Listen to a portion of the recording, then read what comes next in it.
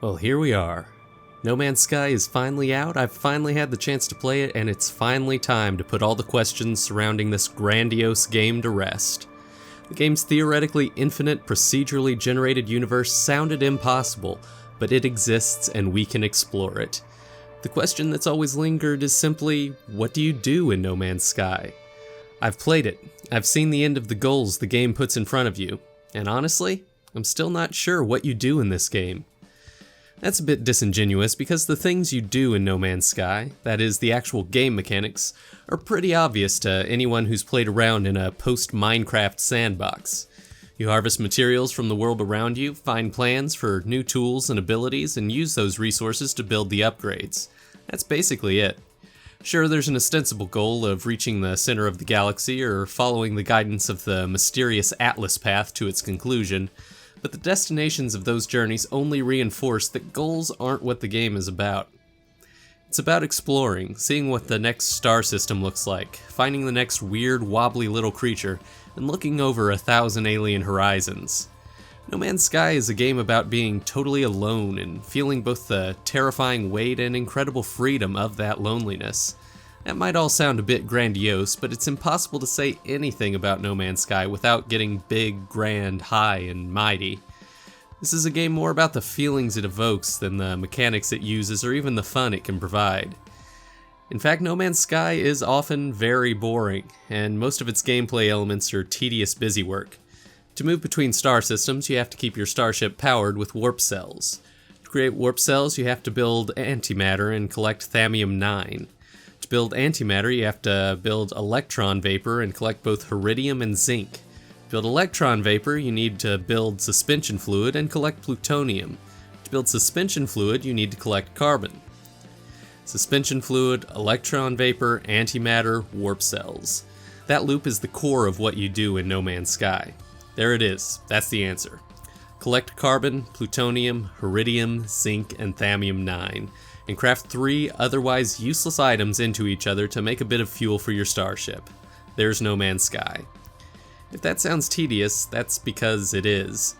You have very limited inventory space, and holding the resources necessary to keep yourself fueled will mean constantly managing your limited carrying capacity. You've also got ship and suit systems that require more resources to maintain. There are your life support systems, your ship's thrusters, your Omni-Tool's power reserves. All the basic goods needed to keep these systems powered are incredibly easy to find on every planet, just requiring you to take a few steps out of the way to gather some fuel. Still, it's more inventory management, more busy work. When you break down the total elements that make up No Man's Sky as a video game, the whole thing is a flimsy construction of tedious mechanics that don't ultimately result in anything that's fun and rewarding. That's a very damning criticism. Yet somehow No Man's Sky isn't awful. In fact, it has moments where it's incredible. The central promise of the game, exploring an impossibly huge galaxy, is incredible, beautiful, and mostly well realized. These alien worlds are beautiful, with horizons painted every color of the rainbow and creatures of every stripe. Some of these planets are sulphurous hellholes, some are oceanic water worlds, and still others are vast green things teeming with life. Seeing these worlds isn't cool because the universe is infinite, but rather because there's an element of finiteness to it. The game's minimal online hooks have you uploading the planets and creatures you've discovered to a central server where they'll live on theoretically forever, waiting to tell other players who stumble across your path that you planted your flag there first. You're not just randomly stumbling around random worlds, you're randomly stumbling around random worlds that others will find arrayed in the exact same order. If you look at No Man's Sky purely as a simulator of scale, of utter, incomprehensible largeness, it's amazing, breathtaking even.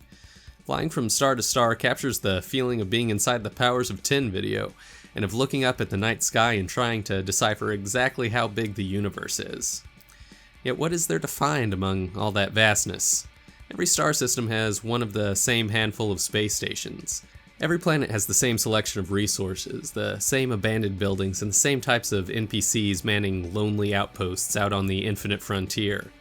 These alien artifacts offer promises of vast mysteries, questions you'll never find the answer to. The small bits of storytelling in No Man's Sky indicate that that's the point.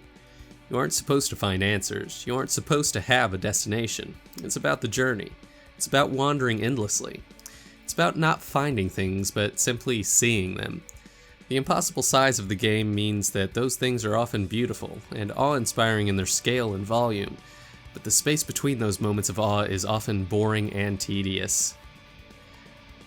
No Man's Sky was performing poorly on its initial release, but a series of patches have ensured that those issues have mostly been ironed out.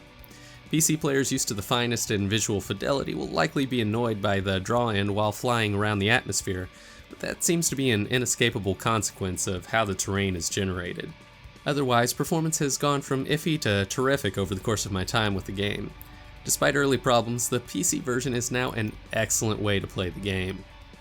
No Man's Sky has very clear problems. Its mechanics are insubstantial, with the crafting and inventory management systems being a particular exercise in tedium.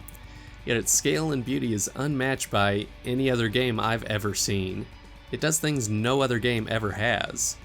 It's tempting to call No Man's Sky decent but not great, but that undersells both the game's successes and its failures. No Man's Sky is incredible, awe-inspiring, and profoundly disappointing. No Man's Sky the video game is probably a 5 out of 10. No Man's Sky the galactic scale simulator is a 10 out of 10. Ultimately, the mixture of those two things makes this a 7.5 out of 10.